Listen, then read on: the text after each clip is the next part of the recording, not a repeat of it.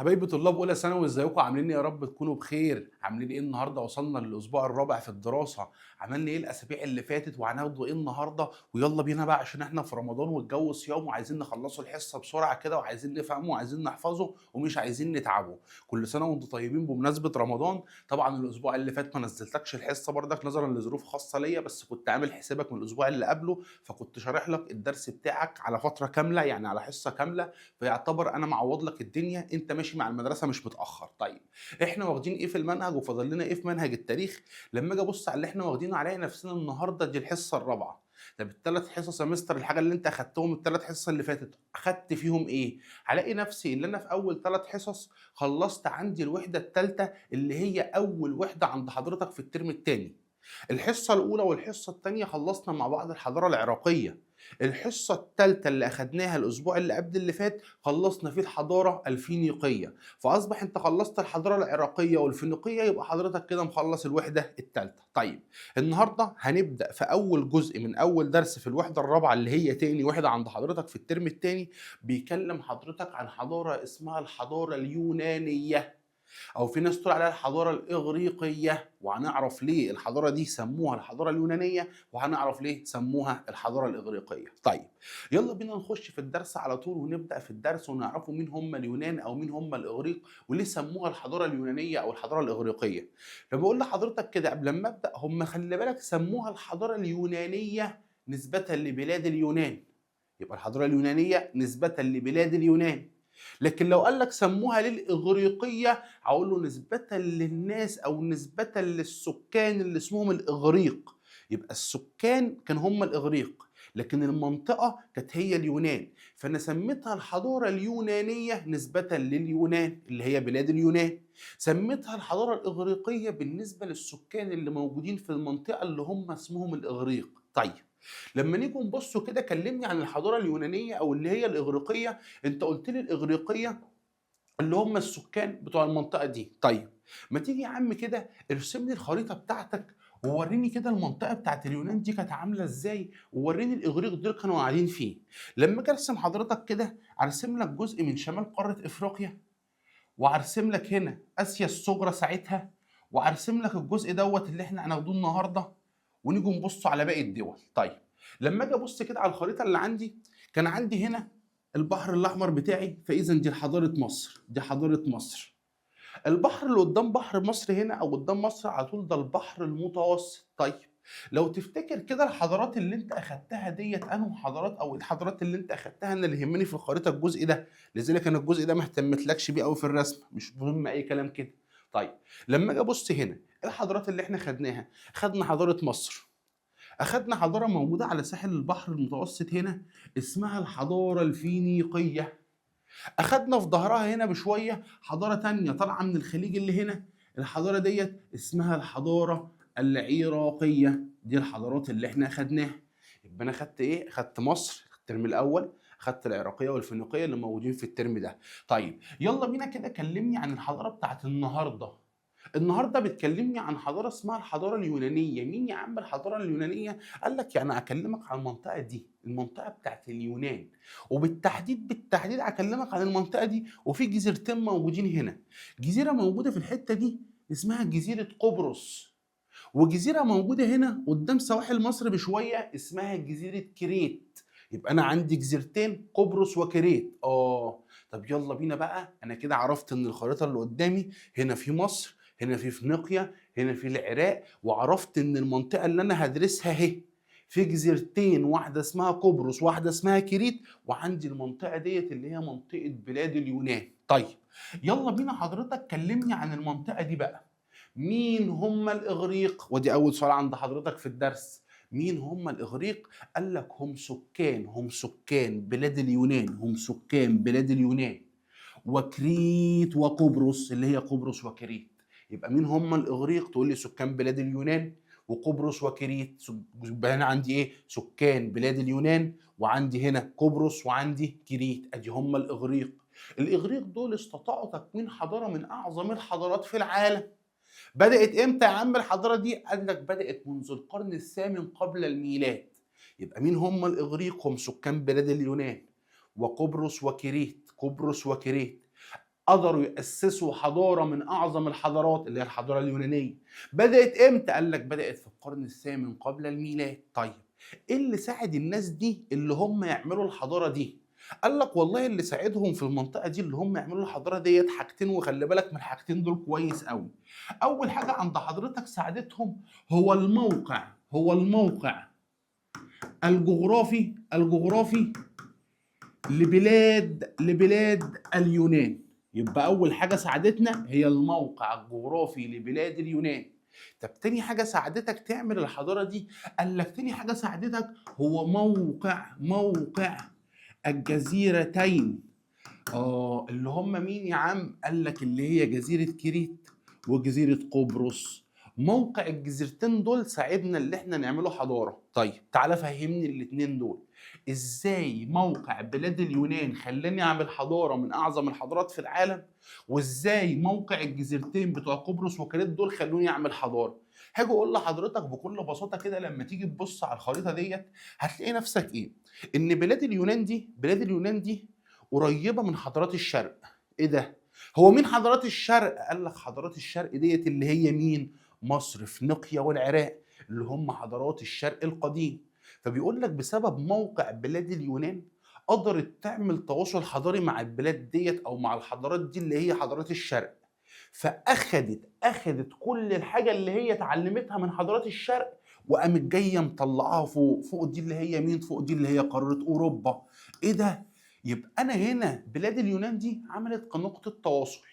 يعني ايه نقطه تواصل؟ يعني اخذت كل حاجه اتعلمتها وفهمتها من حضارات الشرق القديم سواء مصر وفينيقيا والعراق، اخذت الحاجات دي طلعتها اوروبا. يبقى الموقع بتاعي ساعدني ان انا اسس الحضاره دي. طيب تاني حاجة، انت بتقول لي موقع الجزيرتين قبرص وكريت ساعدوا ان انا اعمل الحضارة دي، فبقول لحضرتك بكل بساطة انا لسه قايل لك ان بلاد اليونان اخذت كل حاجة من هنا طلعتها هنا. طب بص دي، هو انا عشان انزل من بلاد اليونان اروح لاي حد من اللي تحت دولت، او عشان اطلع من اي حد من دولت اطلع لبلاد اليونان، هتلاقي نفسك لازم تعدي على الجزيرتين دولت اللي هم قبرص او كريت. حضرتك لو داخل فينيقيا او داخل العراق فانت كده كده هتعدي على قبرص. حضرتك لو داخل مصر فانت كده كده هتعدي على كريت. ايه ده؟ يعني الجزر دي كانت هي المعابر الرئيسيه للحضاره ديت. لذلك اول منطقه اتاثرت بحضارات الشرق القديم في بلاد اليونان كانت الجزيرتين دول اللي هم جزيره قبرص وجزيره كريت. لذلك اول حضارتين قاموا في قبرص وقاموا في كريت.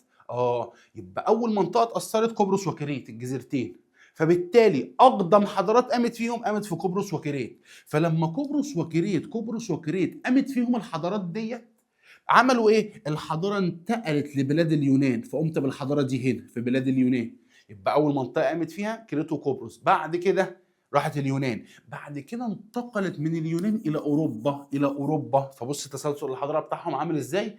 اول منطقه عندهم بدات فيها الحضاره جزيره قبرص وجزيره كريت، بعد كده انتقلت الى اوروبا، بعد كده انتقلت لبلاد اليونان، بعد بلاد اليونان انتقلت لاوروبا. ادي اول سؤال عند حضرتك في الدرس. يبقى تعالى كده لما يقول لك مين هم الاغريق هقول له هم سكان بلاد اليونان وجزيرتي قبرص وكريت، اسسوا حضاره من اعظم الحضارات في العالم. بدات امتى؟ في القرن الثامن قبل الميلاد. طب قدروا يعملوها ليه؟ تقول لي بسبب حاجتين. تقول لي الموقع الجغرافي لبلاد اليونان، ليه؟ لانها قريبه من حضارات الشرق القديم، فقدرت تاخد الحضارات دي تطلعها لاوروبا. طب مين المعابر الرئيسيه او الطرق الرئيسيه اللي بعدي منها؟ تقول لي جزيره كريت وجزيره قبرص، عشان كده دول قامت فيهم اول حضاره، والحضاره انتقلت منهم لبلاد اليونان، ثم من بلاد اليونان راحت لاوروبا. طيب يلا بينا نبص عليهم في المذكره، وبعد ما نبص عليهم في المذكره اديك الاسئله بتاعتهم بتجيلك ازاي. طيب لما اجي ابص عليهم في المذكره، يلا بينا اهو ابتدى عندك الدرس بيقول لك مين هم الاغريق. قلت له خلي بالك ان الاغريق هم سكان، احنا عرفنا بقى سكان ايه يا عم؟ قال لك سكان اليونان وكريت وقبرص. طيب والمناطق المجاوره، يعني المناطق اللي حوالين منهم اللي احنا هنعرفوها دلوقتي واحنا شغالين. طيب يجي بعد كده الناس دي عملوا ايه؟ قال لك اسسوا حضاره من اعظم الحضارات في العالم. بدات امتى؟ قال لك بدات منذ القرن الثامن قبل الميلاد، يعني من حوالي 800 سنه قبل الميلاد. جميل. يلا بينا، ايه اللي ساعدهم يعملوا الحضاره؟ قلنا عندهم حاجتين. الموقع الجغرافي لبلاد اليونان اللي هم الإغريق، وعندك رقم 2 جزيرتي قبرص وكريت كمعابر رئيسية، قلت لك لأن هي ديت الطرق اللي كانوا بيعدوا منها. طيب قلت لك بسبب قرب الموقع الجغرافي لبلاد اليونان فده خليني قريب من حضارات الشرق القديم اللي هم مين؟ مصر، افريقيا، وبلاد العراق. فعملت معاهم ايه؟ عملت معاهم التواصل الحضاري. طب التواصل الحضاري ده كان بيتم منين؟ اوعى تنسى تقول لي من جزيرتين قبرص وكريت. عشان كده في قبرص وكريت دي اقدم حضارات قامت، فنشأت بها اقدم الحضارات. ثم انتقلت لفين؟ تقول لي طلعت بقى من جزيره وقبرص ديت راحت لبلاد اليونان، وبعد بلاد اليونان انتقلت الى الحضاره الاوروبيه او الحضاره الغربيه. طيب هنا يجي يسالك حبه اسئله، ولو جابهم لك ممكن يجيبهم لك في امتحان الشهر، وارد جدا. يجي يقول لك ايه؟ فجر، ادي اول سؤال خلي بالك منه هيجي لك في امتحان الشهر. فجر الحضاره الاوروبيه. يعني ايه فجر الحضاره الاوروبيه؟ يعني نقطه البدايه للحضاره الاوروبيه كانت فين؟ فتقول لي اول منطقه اتاثرت في الحضارات الاوروبيه او في بلاد اليونان بالتحديد كانوا الجزيرتين بتوع قبرص وكريت. يبقى لو سالت حضرتك قلت لك ايه؟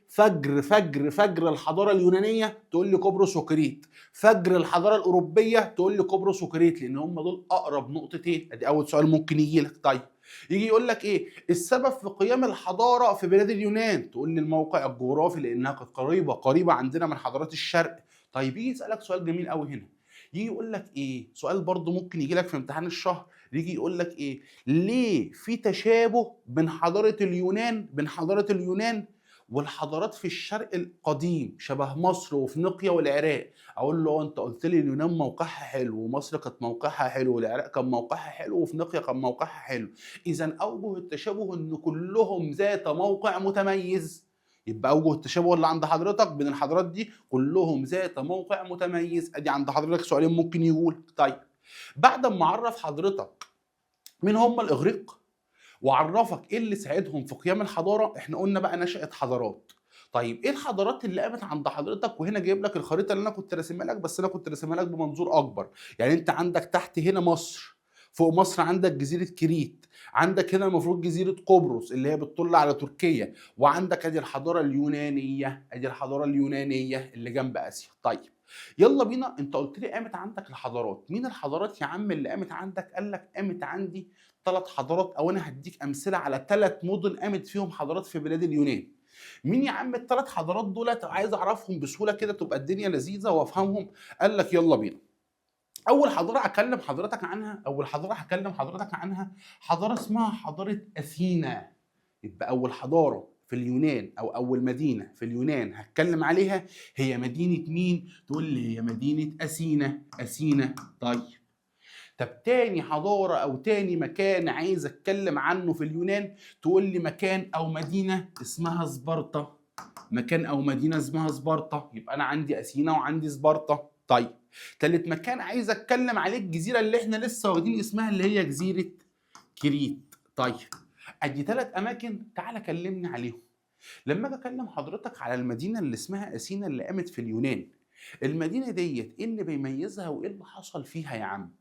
قال لك مبدئيا كده لازم تعرف اثينا دي موجوده فين. قلت له ايه ده يا عم؟ مش هي في بلاد اليونان؟ قلت له اه. فين بالتحديد في بلاد اليونان؟ قال لك موجوده في اقليم اسمه اقليم اتيكا. يبقى اثينا فين؟ تقول لي اثينا في اتيكا. يبقى فين اثينا؟ اثينا في اتيكا. طب ايه نظامها؟ قال لك النظام اللي موجود جوه مدينه اثينا هو النظام الديمقراطي. ايه ده؟ يبقى اثينا موجوده في اتيكا ونظامها ديمقراطي، يعني نظام الحكم اللي جواها ديمقراطي، يعني الشعب بيحكم نفسه بنفسه، عنده حريه. يبقى اثينا في اتيكا نظامها ديموغرافي او نظامها ديمقراطي. طيب الموقع بتاع مدينه اثينا خلى عندها تنوع جغرافي. يعني ايه تنوع جغرافي؟ عندها حته بتبص على البحر وحته في الداخل، وعندها حبه جبال كده صغيره، وعندها ارض ساحليه. اذا عندها تنوع في الارض. فبسبب هذا التنوع بقى عندك حاجتين، ان في ناس اشتغلت في البحر مراكب، وناس اشتغلت في الزراعه، وناس اشتغلت في التعدين، فكان عندك تنوع في الانشطه الاقتصاديه. يبقى بسبب التنوع الجغرافي ادى الى اختلاف تنوع الانشطه الاقتصاديه. اتنين، خلاص بقى الناس شغلانتهم مش زي بعض، فواحد بيكسب ياما واحد بيكسب قليل على حسب المكان اللي هو عايش فيه، فادى لاختلاف المستويات الاجتماعيه، واحد غني وواحد فقير. يبقى تعالى كده لما اكلمك عن اثينا تقول لي ايه؟ اثينا في اتيكا نظامها ديمقراطي، فيها تنوع جغرافي ادى الى اختلاف واختلاف. واحد اختلاف تقول لي اختلاف الأنشطة الاقتصادية. اتنين، أدى لاختلاف تقول لي أدى لاختلاف المستويات الاجتماعية. يبقى دي أول مدينة عند حضرتك اللي هي مدينة أثينا. يبقى أثينا في أتيكا نظامها ديمقراطي، قلت لك فيها تنوع جغرافي فأدى إلى اختلاف واختلاف. أدى واحد إلى اختلاف الأنشطة الاقتصادية، اتنين أدى لاختلاف الأنشطة أو المستويات الاجتماعية. طيب يلا بينا كلمني عن تالت مدينة عند حضرتك أو تاني مدينة عند حضرتك، هي مدينة سبارتا. سبارتا دي كانت عباره عن ايه؟ قال لك والله كان عندي قريه وقريه وقريه وقريه وقريه اتجمعوا مع بعض عملوا مدينه اسمها سبارتا. فبقول له سبارتا دي عباره عن ايه؟ عباره عن كذا قريه، عباره عن كذا قريه، كذا قريه موجودين مع بعض اتكونوا وعملوا مدينه سبارتا. هنا مدينه سبارتا لازم تفهم اللي هي ما كانتش مدينه عاديه. مدينة سبارتا كانت مدينة عسكرية. يعني ايه مدينة عسكرية؟ يعني من كبيرهم لصغيرهم كلهم جنود، كلهم جيش، كلهم هيحاربوا. ما عنديش حاجة اسمها مواطن عادي شغال شغلانة غير الجيش. القرية بالكامل او المدينة بالكامل عبارة عن جنود، عبارة عن جيش. لذلك دي كانت مدينة ماشية على النظام العسكري الصارم. يبقى نظامها ايه؟ تقول لي لا نظامها عسكري، عسكري صارم. يبقى تعالى بقى. يبقى سبارتا كانت عباره عن كذا قريه، النظام اللي فيها نظام عسكري صارم. وعشان نظامها عسكري طبقوا النظام العسكري في كافه المجالات في المدينه، او في كافه المجالات في الحضاره، في النشاط الاقتصادي وفي الاجتماعي وفي السياسي وفي الثقافي، كله اتاثر بالتربيه العسكريه. يبقى التربيه العسكريه اللي هم كانوا فيها والنظام الصارم اللي هم كانوا فيه ده انعكس على جميع جوانب الحياه اللي موجوده عندك في سبارتا. يبقى دي اول مدينتين. لما اقول لك مدينه اثينا تقول لي اثينا في اتيكا نظامها ديمقراطي، او النظام بتاعها اللي هو نظام الحريه الديمقراطيه. قلت لك فيها تنوع جغرافي، فالتنوع الجغرافي ادى لحاجتين: اختلاف الانشطه الاقتصاديه، اختلاف المستويات الاجتماعيه. لما جيت قلت لك عندك سبارتا، سبارتا عباره عن كذا قريه كان نظامها عسكري صارم، يعني كلهم كانوا جيش، نظام عسكري صارم. ده ادى لايه؟ ادى للنظام العسكري الصارم ده انعكس على جميع جوانب الحياه. جميل قوي. طيب المدينه الثالثه او الحضاره الثالثه جوه سبارتا هي جزيره كريت. جزيره كريت لما تيجي تكلمني عليها، لو تفتكر الرسمه اللي انا رسمتها لك، فهي موجوده قدام سواحل مصر. فاكتر منطقه اتاثرت بيها كتير هي الحضاره المصريه. فتقول لي ان جزيره كريت ديت الوحيده فيهم اللي هي ذات صله بالحضاره المصريه، وكانت متاثره بينا قوي يا عم الجزيره ديت. يبقى جزيره كريت ذات صله بالحضاره المصريه. طب خلي بالك بقى، اتاثروا بينا في جانب سياسي صغير قوي. ايه الجانب السياسي يا عم اللي عندنا اللي هم اتاثروا بيه؟ قال لك لو تفتكر كده، احنا اللي كان بيحكمنا في مصر اسمه ايه؟ تقول لي اسمه الفرعون. فرعون.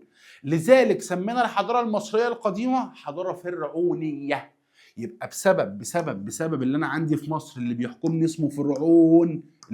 اسمه فرعون، فسميناها الحضاره الفرعونيه. طيب لما تيجي تبص عند حضرتك بقى في كريت، هم اتاثروا بيا في الفكره دي. فاللي بيحكمهم واحد اسمه مينوس. ما اسموش فرعون بقى، اسمه مينوس، اللقب بتاعه مينوس. فسموا الحضاره الميناويه. يبقى بسبب اللي احنا عندنا فرعون فسميناها فرعونيه، هم عندهم مينوس فسموها ميناويه او مناويه. طيب يبقى يلا بينا كده لما اكلمك عن اهم 3 حضارات او اهم 3 مدن قاموا عند حضرتك في بلاد اليونان، كلمتك عن اثينا، سبارتا، جزيره كريت. لما كلمتك عن اثينا قلنا ايه؟ اثينا في اتيكا نظامها ديمقراطي، فيها تنوع جغرافي فادى لاختلاف واختلاف، اختلاف الانشطه الاقتصاديه واختلاف طبقات المجتمع او المستويات الاجتماعيه. 2 قلنا سبارتا عباره عن كذا قريه، نظام عسكري صارم فده طبق في جميع مجالات الحياه وانعكس على جميع جوانب الحياه شبه الاحوال السياسيه والاقتصاديه. لما قلت لك جزيره كريت قلت لك جزيره كريت ذات صله بالحضاره المصريه، لذلك اتاثروا بيا في احد الجوانب السياسيه اللي هو ايه؟ قلت عندنا احنا فرعون فسماها حضاره فرعونيه. عندهم هم اللي بيحكموا اسمه مينوس فسموها الحضاره المينويه. طيب يلا بينا نشوف اللي احنا قلناه دوت في المذكره. لما تيجي تبص في المذكره قال لك ادي الثلاث حضارات. اول حضاره عند حضرتك مدينه اثينا، موجوده فين؟ تقول لي موجوده في اقليم اتيكا. النظام بتاعها تقول لي النظام ديمقراطي، وهي اللي ساعدت في نشر الديمقراطيه على مستوى العالم. هي دي اساس الديمقراطيه، العالم كله اتعلم منها الديمقراطيه. طيب قلنا بعد كده قلت فيها تنوع جغرافي، فالتنوع الجغرافي ادى لاختلاف نشاط السكان وادى لاختلاف المستويات الاجتماعيه. لما جينا اتكلمنا عن تاني حضاره هي حضاره سبارتا، عم الحاج كده فوق معايا وصح. قلنا حضاره سبارتا عباره عن كذا قريه، عباره عن قرى صغيره جنب بعض. قلت تميزت بنظامها العسكري الصارم، نظام عسكري صارم، فده طبق في كافه نواحي الحياه. فبالتالي عند حضرتك قلت لك النظام ده انعكس النظام العسكري على كافه الجوانب.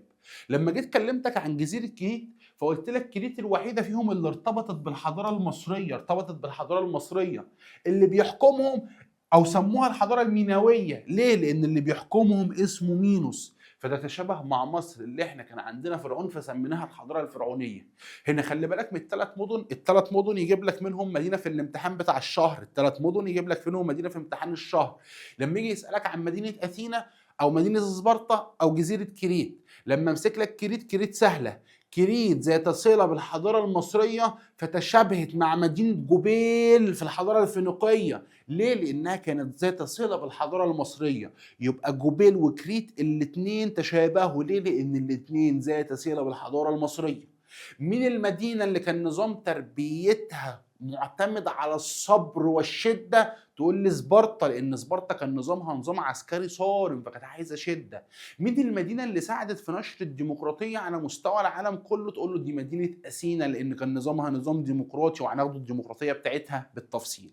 كده انا عرفت مين هم الاغريق، اللي ساعد الاغريق اللي هم يعملوا الحضاره اليونانيه، وشفتهم على الخريطه، وخدت بينا اهم المدن اللي موجوده اللي هم مدينه مين؟ اثينا، سبارتا، وجزيره كريت. طيب يبدا مع حضرتك بعد كده يخش معاك في مظاهر الحياه.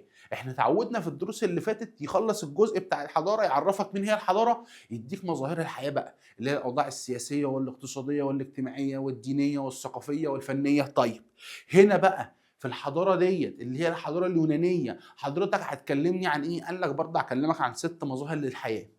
هنبدأ النهارده بأول مظهر فيهم اللي هي الحياة السياسية أو المظاهر السياسية. طيب بقية الحاجات هتلاقيهم شبه اللي أنت أخدتهم، أخدت الأوضاع الاجتماعية والاقتصادية والفنية والثقافية، بس هنا في اختلاف.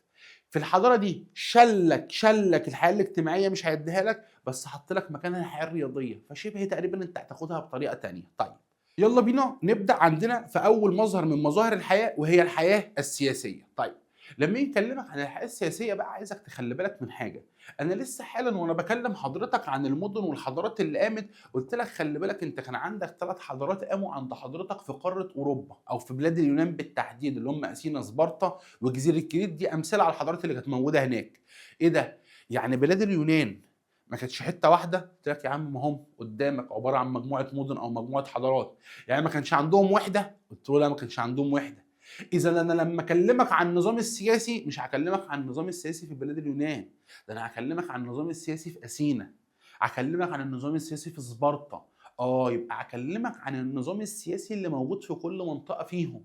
طب يلا بينا كده، هتكلمني عن كم منطقه يا عم؟ قال لي هكلمك عن النظام السياسي في 3 مناطق، في 3 حضارات، في 3 مدن، ايا كان المسمى اللي عند حضرتك. انا قاعد بنطقها لك بالفاظ مختلفه عشان حضرتك ما تتشتتش. انت عارف اسمها مدينه، اسمها حضاره، اسمها منطقه، المهم انت عارف اسم المكان. طيب لما يجي اول حاجه عند حضرتك هيكلمك عن اول نظام سياسي في اول مدينه فيهم، هيجي يكلمني عن مدينه سبارتا.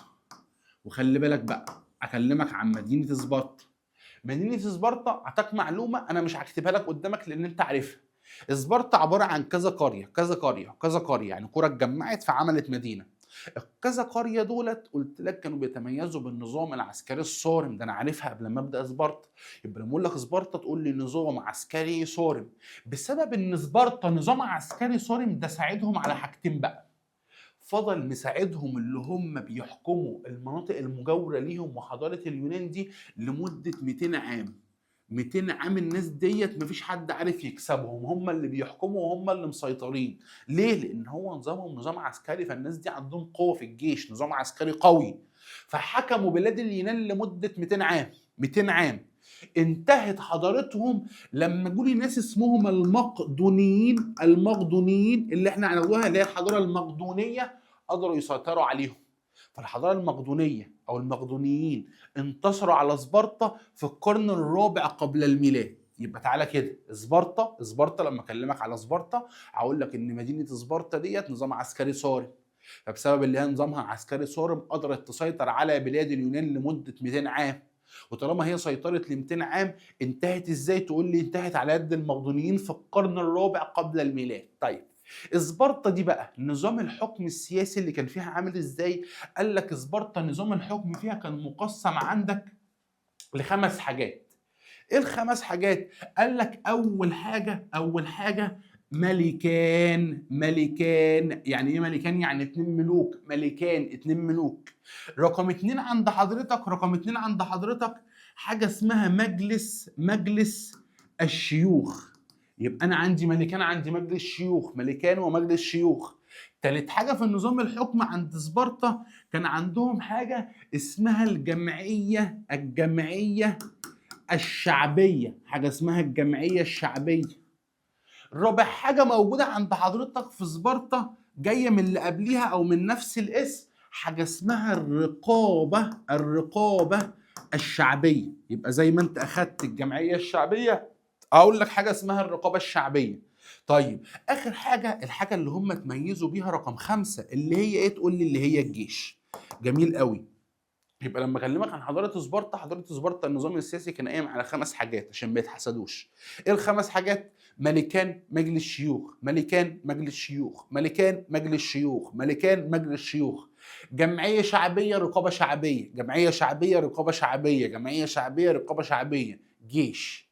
يبقى الخمس حاجات اقول له ملكان، جمعيه او مجلس الشيوخ، جمعيه شعبيه، رقابه شعبيه، اخر حاجه الجيش. تعالى كلمني عن كل واحده في دول عامله ازاي.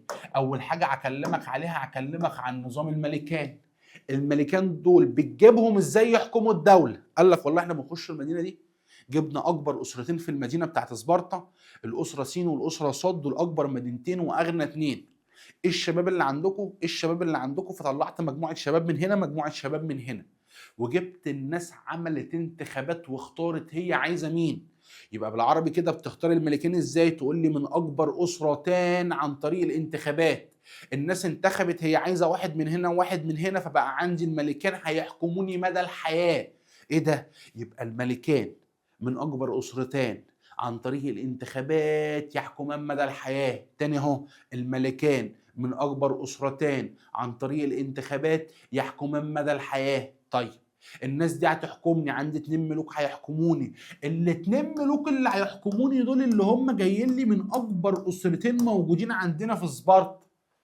ايه سلطتهم؟ هم الملوك بتوع الدولة، واحنا عارفين ان الدولة دي او المدينة ديت هي نظام عسكري صارم. اذا هي المدينة كلها عبارة عن جيش. فالاتنين دول هم قادة الجيش وهم اللي بيعلنوا الحرب. يبقى هو قائد الجيش واعلان الحرب، مهمته ايه؟ قائد الجيش اعلان الحرب او يعلن الحرب ويقود الجيش. رقم 2 هم رئاسة الهيئة القضائية.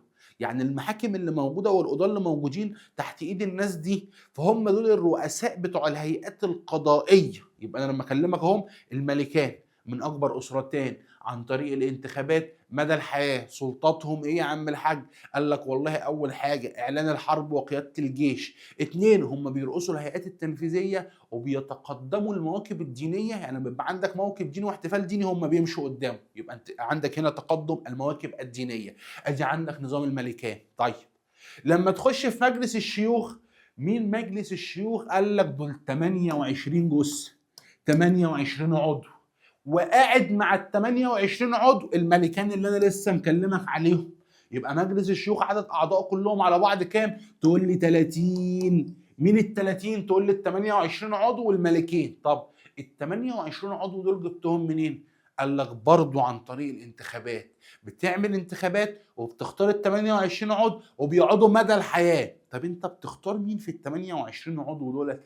قال لك الناس اللي تجاوز عمرهم ال 60 عام. ايه ده؟ هيقعدوا مدى الحياه ايه؟ هم خلاص هم عامهم انتهى، هي حياتهم انتهت. قال لك لا، احنا بنختار الناس اللي عمرها معدي ال 60 سنه عشان تبقى ناس بتفهم، وهعرف ليه دلوقتي 60، يعني ليه 60 بالتحديد، وهعرف هم كانوا فين وجابوهم منين.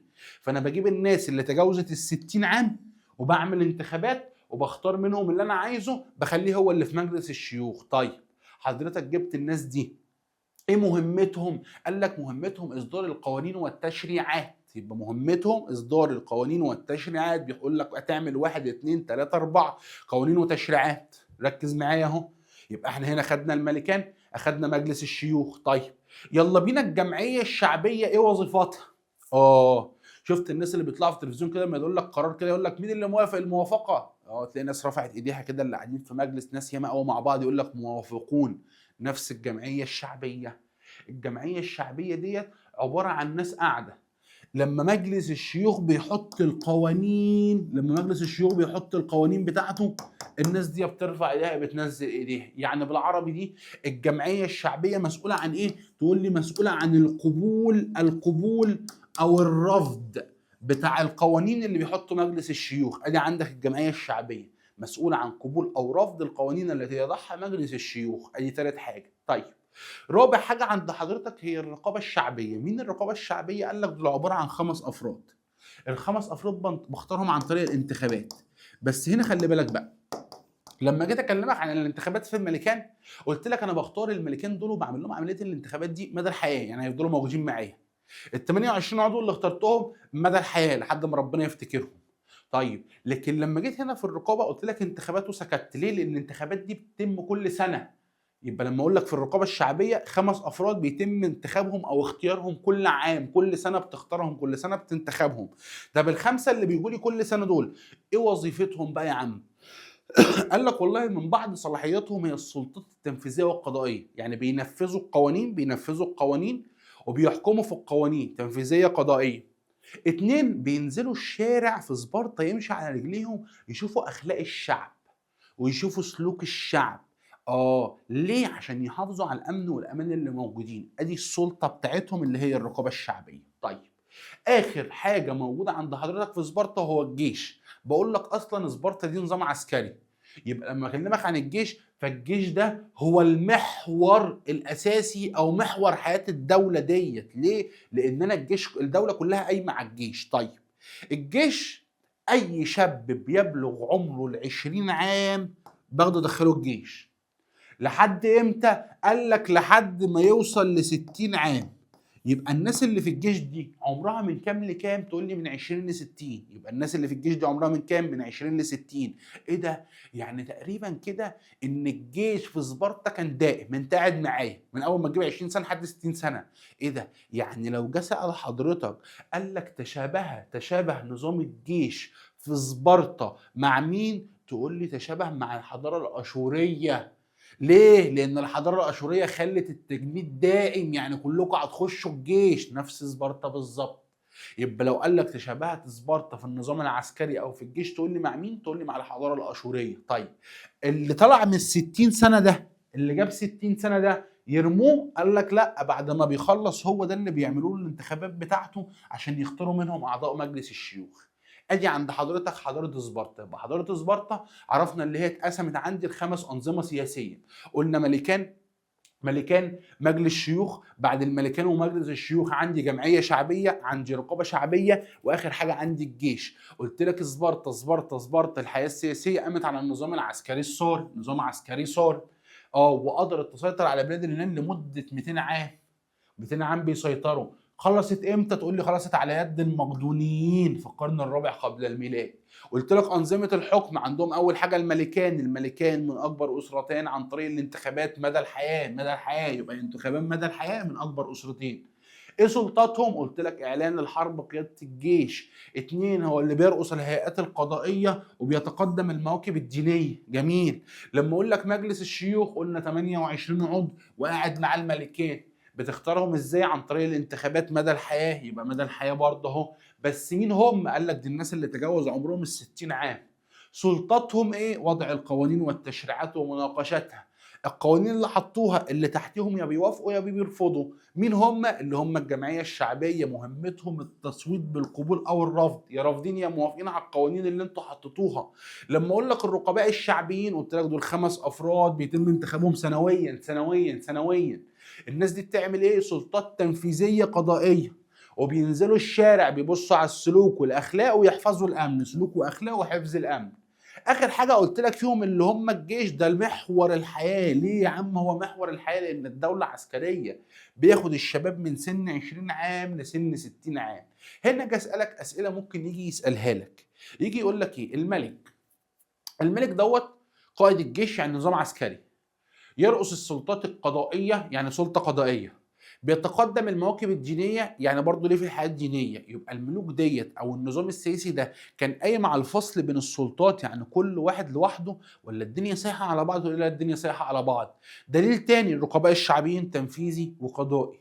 تقول لي المجلس هو اللي بيحط القوانين ومعاهم ناس يعني الدنيا سايحه على بعض. فطالما الدنيا سايحه على بعض يبقى عندهم مبدأ عدم الفصل بين السلطات. يبقى المبدأ اللي هم قايمين عليه هو عدم الفصل بين السلطات. جميل قوي. طب الملكان دول كان حكمهم مطلق ولا حكمهم مقيد؟ تقولي لا حكمهم مقيد، لان هم ما كانوش بيحكموا من دماغهم، ده كان قاعد معاهم مجلس الشيوخ. الناس دي ما بتحكمش لوحديها، انا حاطط لك بعض السلطات. يبقى الملكان حكمهم مقيد، عندي عدم فصل بين السلطات. طب خلي بالي، انت بتقول لي ملكان يعني كم واحد بيحكم؟ يعني 2. يعني نظام الحكم نظام مزدوج، يعني الحضاره اللي كان نظام الحكم فيها نظاما مزدوجا، تقول لي حضاره سبارتا. طيب بعد ما خلص لك حضاره سبارتا، دخل مع حضرتك في تاني حضاره، هي حضاره اثينا. اثينا يا عم الحاج كان عندها نظام حكم واحد؟ يقول لك لا، اثينا كان عندها 3 انظمه للحكم. عندها نظام اسمه نظام ملكي، بعد ما انتهى النظام الملكي جالها نظام اسمه نظام ارستقراطي، بعد النظام الارستقراطي جالي نظام اسمه النظام الديمقراطي. يبقى عندي 3 اللي هم ايه؟ ملكي، بعد الملكي ارستقراطي، بعد الارستقراطي الديمقراطي. الملكي ما شرحلكش فيه حاجه، ادي اول نظام كان عندهم اللي هو النظام الملكي، ما قاليش في اي حاجه. طيب تاني نظام عند حضرتك اللي هو النظام الارستقراطي. فانت تستعجب من الكلمه، يعني ايه الارستقراطي؟ يقول لك ايه؟ يعني الطبقه الارستقراطيه. يعني هو انت كده فهمتك لما انت قلت لي نظام الارستقراطي؟ ما فهمتكش. لما قلت لي يعني الطبقه الارستقراطيه انا فهمتك. قلت لك لا، الطبقه الارستقراطيه يعني الطبقه الغنيه، يعني الطبقه اللي معاها فلوس، معاها الماني. فالطبقه اللي معاها الماني ومعاها الفلوس ديت اسمها الارستقراطيه. طيب طب ازاي نظام حكم ارستقراطي؟ يعني الناس اللي معاها فلوس في الدوله هي اللي بتسيطر على الحكم، الكلمه الاولى والاخيره ليهم. فبيقول لك في نظام الحكم الارستقراطي، الارستقراطيين دولت اللي هي الطبقه الارستقراطيه كانوا بيسيطروا على كافه الموارد الاقتصاديه اللي موجوده في الدوله. اقتصاد الدوله كله في ايديهم. فبالتالي ايه؟ ماشيين بمبدا الغني بيزيد غنى والفقير بيزيد فقر. ليه؟ ما الكبير دوت مش سايب حاجه للي تحت منه، ما بيفلتوش حاجه. فيقول لك ان الراجل دوت اهو مسيطر على الاقتصاد، فبالتالي الفقر بيزيد، فالناس دي جابت اخرها. فبيقول لك الطبقه الاستقراطيه سيطرت على كافه الموارد الاقتصاديه، مما ادى لزياده نسبه الفقر. فلما زاد الفقر قامت الثورات، عملوا ثورات بقى، الفقراء خلاص مش قادرين. فلما قامت الثورات ابتدى الحاكم بتاع اثينا يبص للشعب، طب انتوا محتاجين ايه؟ طب ايه اللي ناقصكم عشان تعملوا ثوره؟ يعني ابتدى يسيب الطبقه الارستقراطيه ويبص لمين؟ يبص للفقراء. انتوا محتاجين ايه؟ انتوا عايزين ايه؟ طب ايه طلباتكم؟ ايه ده انا بقول لهم انتوا عايزين ايه وايه طلباتكم، انا كده بديهم حريه، يعني بديهم ديمقراطيه. فابتدى نظام الحكم يتحول من ارستقراطي لديمقراطي. ليه؟ عشان الحاكم ابتدى يسأل الناس انتوا عايزين ايه، فتحولت لنظام ديمقراطي. يبقى خلي بالك، اثينا اول نظام كان نظام فيها ملكي، تاني نظام ارستقراطي. ليه؟ لان الطبقه الارستقراطيين دول سيطروا على كافه الموارد الاقتصاديه، مما ادى لزياده نسبه الفقر، فادى ذلك لقيام ثورات. طب الحاكم عشان يحل الموضوع ابتدى ينزل للشعب ويقدم لهم بعض الحلول دي ترضيهم، انتوا محتاجين ايه وعايزين ايه، فتحول النظام من ارستقراطي لنظام ديمقراطي. اذا النظام الديمقراطي خرج وانبثق من النظام الارستقراطي، يعني خارج من جوه النظام الارستقراطي. طيب تعالى كلمني بقى عن النظام الديمقراطي اللي هو الثالث. الديمقراطيه معناها حريه. حضرتك في أثينا وصلت لها إزاي؟ وصلت لها عن طريق القوانين والتشريعات، عن طريق اللي أنت بتحط قوانين والتشريعات فأنت وصلت لنظام الحكم الديمقراطي. طيب يلا بينا أكلمك عن أفضل 2 حطوا بعض القوانين والتشريعات وصلوني للنظام الديمقراطي. واحد اسمه سولون والتاني اسمه بيركليز. لما أكلمك عن سولن دوت عمل ايه يا عم؟ قال لك سولن دوت لما جه حكم حط مجموعه من القواعد والتشريعات كده عشان يضمن ان اثينا هتحقق الديمقراطيه. اول حاجه ابتدى يعمل ايه؟ يشجعهم على العمل والانتاج. لازم تشتغل، لازم تنتجوا، لازم يبقى معاكم فلوس، لازم محدش يتحكم فيكم. فالشعب بص له كده قال انت عبيط؟ طب ما احنا هنحكمه ازاي؟ ما احنا ما فيش شغل اصلا عشان نشتغلوا. فابتدى يوفر لهم فرص عمل. يبقى واحد هو شجعهم على العمل والانتاج، 2 وفر لهم فرص عمل. فلقى الشعب باصص له برضه كده ومخنوق، قال لهم يا عم مالكم في ايه مخنوقين ليه؟ ما انا جبت لكم شغل. قال لهم احنا اصلا علينا ديون، احنا مديونين، احنا علينا فلوس. قال لهم لا، اي حد عليه فلوس انا اسدها عنه. اسقط الديون من على الشعب، اسقط الديون اللي موجوده في الدوله. يبقى الراجل ده شجع على العمل والانتاج، وفر فرص عمل، واسقط الديون. مين الطبقه اللي كانت مسيطره من شويه ورقم 1 في الدوله؟ قلنا الطبقه الارستقراطيه، الطبقه اللي معاهم فلوس. قام جايبهم بقى، تعالوا كده انتوا كل شويه تعملوا لي حفله وتلموا الناس وبتاع. قالوا له اه. طب قال لهم لما تعملوا حفله محدش يصرف فلوس ياما، اخركم اللي هيصرف مثلا يصرف 1000 بدل ما بيصرف 100,000، بدل ما بيصرف مليون يصرف 5. فحط حد اقصى للانفاق. يعني قال لهم لما تعملوا حفله اخركم تصرفوا كذا، بدل ما تروح تجيب لي عمرو دياب يغني، لا قضيها احمد شيبه وقضي حالك، الاثنين هيقضوا الغرض والاثنين هيعملوا حفله. ما تصرفش فلوس كتير في الحفلات. يبقى عمل ايه؟ حط حد اقصى للانفاق على الحفلات. يبقى سولون عمل 4 حاجات. ايه ال4 حاجات يا عم اللي هو عملهم؟ قال لك رقم 1 شجع على العمل والانتاج. رقم 2 الراجل ده وفر لهم فرص عمل. 3 اسقط الديون. 4 حط اقصى للانفاق على الحفلات. بعد ما حط ال4 قوانين قال لهم عايزين حاجه بقى مني؟ انا ماشي. ايه ده يا عم انت رايح فين؟ قال لهم اوعدوني اللي انتوا هتطبقوا الحاجه اللي انا قلتها لكم. قالوا له هنوعدك ماشي اللي انتوا هنطبقوا الحاجه بتاعتك، بس انت رايح فين؟ قال لك انا سمعت ان في حضاره عامله انجازات عظيمه قوي، انا رايح اتعلم من الناس دي. فانا هسيب لكم الحكم بس بعد ما توعدوني ان انتوا هتنفذوا القوانين اللي انا حطيتها لكم، ورايح اشوف الناس دي عملت الانجازات دي ازاي. مين يا عم الناس اللي عملوا انجازات؟ قال لك الحضاره المصريه. يبقى الراجل ده ساب حكم الدوله بتاعته بتاعت اثينا بالكامل، ساب حكم مدينه اثينا بالكامل، وجا مصر عشان يشوف المصريين دول تقدموا في الحضاره بتاعتهم ازاي. جالي مصر، جالي مصر. يبقى تعالى كده، يبقى لما اقول لك سولون او في سولون زي ما الناس بتنطقها عادي ما عنديش مشكله. قال لك يلا بينا. 1 شجع على العمل، توفير فرص عمل، اسقط الديون، وحدد حد اقصى للانفاق. قلت لك الراجل ده بعد ما عمل اخذ عهد على الشعب اللي هم ينفذوا القوانين بتاعتهم ديت لمده 10 سنوات، واخذ بعضه وجاء مصر يستفيد من الانجازات. فهنا يجي يسالك يجيب لك اسئله جميله قوي هنا. يقول لك سولون دوت لما جاي ينفذ الانجازات بتاعته ديت او القوانين بتاعته اهتم بانه جانب؟ تقول لي بص، قال لهم لازم تشتغلوا، لازم تدخلوا فلوس، وما عليكوش فلوس، يعني كلها جوانب اقتصاديه اجتماعيه. يبقى اهتم بالجوانب الاقتصاديه الاجتماعيه. طب اهتم بيهم ليه؟ وخلي بالك بقى، يعني دي جوانب اقتصاديه اجتماعيه، طب هو اهتم بيهم ليه؟ عشان يعمل لهم استقرار اجتماعي، استقرار اجتماعي، فبالتالي ما يقوموش بثورات، فيعمل استقرار سياسي. يبقى خلي بالك بقى، هنا الحاجات دي اجتماعيه اقتصاديه، تهدف لتحقيق اهداف تقول لي اجتماعيه سياسيه. ادي اول واحد عند حضرتك سولون او سولون. طيب يجي تاني واحد عند حضرتك يقول لك اسمه بيركليز. بيركليز ده بقى بيقول لك وصلت الديمقراطيه في عهده لذروتها. رقم 1 ديمقراطيه، مفيش حد عداه في الديمقراطيه. الذروه بتاعت الديمقراطيه كانت في عهد الراجل ده. ليه يا عم؟ قال لك كان اي حد عايز يعمل اي حاجه بيعملها، بدليل اللي هم كانوا بيشتموه. ليه؟ الراجل ده نزل قال لهم ايه؟ انا ابن الشعب. قالوا له بس يا ابن العبيطه. ليه؟ انا ابن الشعب. يعني الراجل ده نزل انضم للعاميه، قال لهم انا معاكم. طب قالوا له بس يا ابن العبيطه ليه؟ لان هو اصلا كان من الطبقه الغنيه. معانا مين ده؟ احنا كلنا متقحرتين وكلنا متكسرين، نازل تقول لنا انا معاكم؟ يبقى الراجل ده بقول لك وصلت الديمقراطيه في عهده لذروتها. رقم 1 ديمقراطيه. 2 انضم للعامه رغم انه كان من اسره غنيه. فاول ما قال لهم انا ابن الشعب قالوا له بس يا ابن العبيط، قام جاي باصص لهم كده، انتوا بتشتموني؟ طب خلي بالكم بقى ان التربيه الاجتماعيه السليمه هي الاساس للارتقاء، يعني بالعربي كده بيقول لهم احترموا نفسيكم.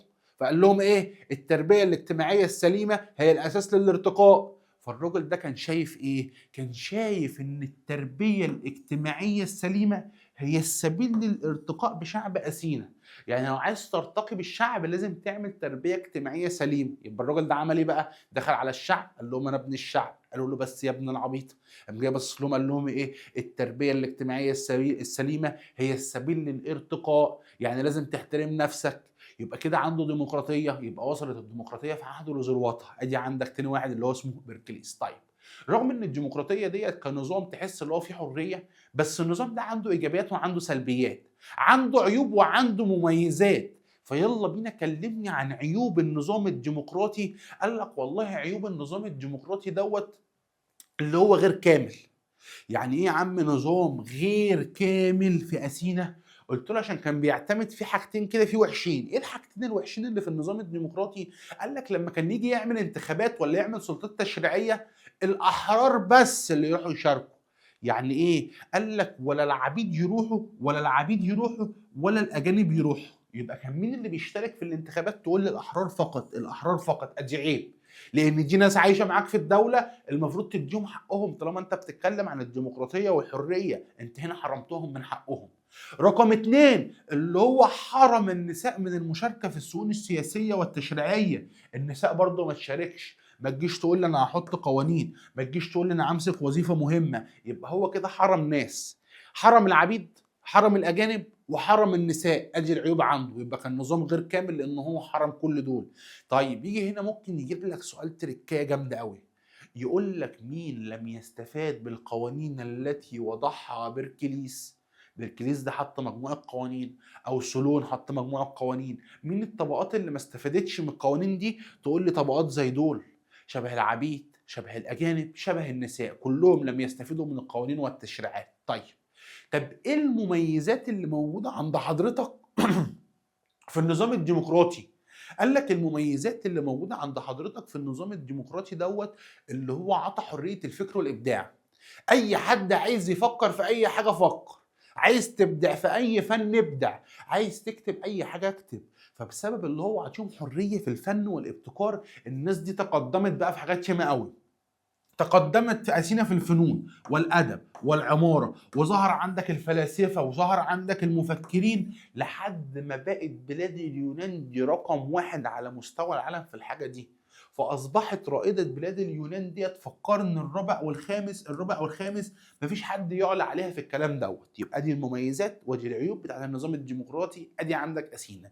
يبقى أنا أخدت نظام الحكم في سبارتا كان مقسم ل5 حاجات: ملكان، مجلس شيوخ، عندك جمعيه شعبيه، رقابه شعبيه، واخر حاجه الجيش. قلت عندك رقم 2 في اثينا. اثينا كانت 3 انظمه للحكم. عندك نظام ملكي، بعد كده ارستقراطي، بعد كده جالك الديمقراطي بسبب مساوئ النظام الارستقراطي. طيب يجي معاك تالت حضاره واخر حضاره هيكلم حضرتك عنها، هي حضاره مقدونيا. مقدونيا ايه اللي حصل فيها؟ شفت الحضارتين اللي انا لسه متكلم عليهم اللي هم اثينا وسبارتا؟ قلت له الاتنين دول اتعاركوا مع بعض، اثينا وسبارتا.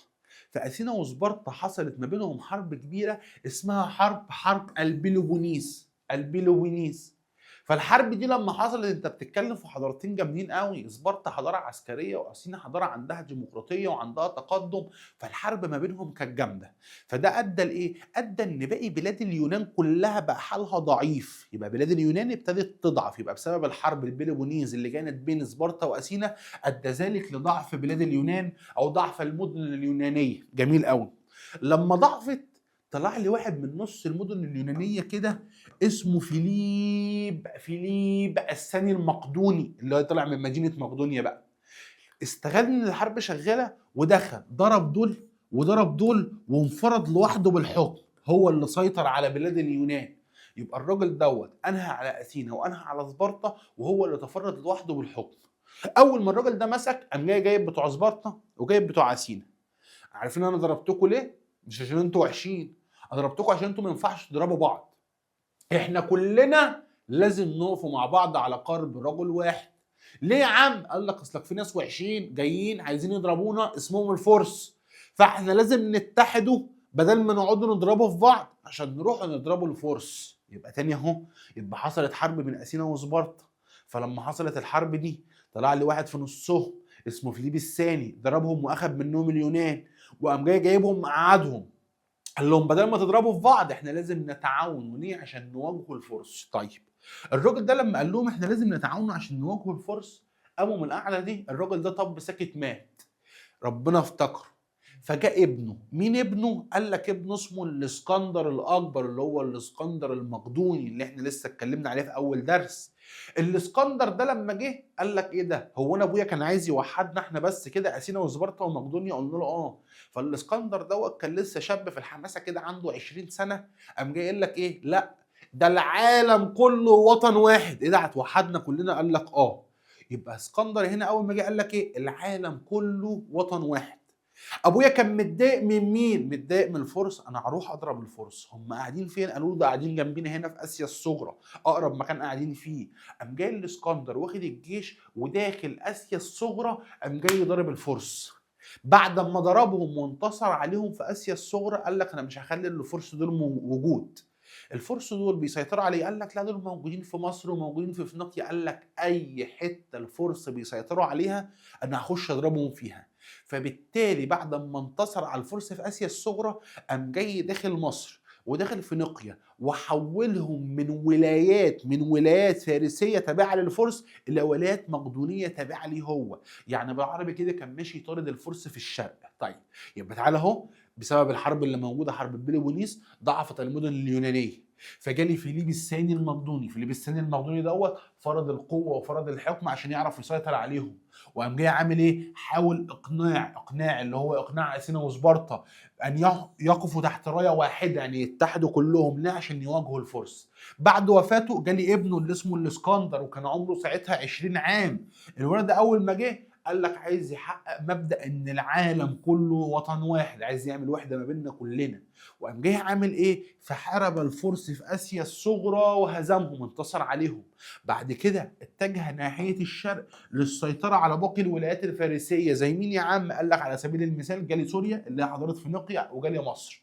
ليه يا عم؟ قال لك عشان يكون امبراطوريه كبيره او امبراطوريه عظيمه. طيب احنا كده اخدنا ايه؟ اخدنا سبارتا واخدنا اثينا واخدنا مقدونيا، ده نظامهم السياسي.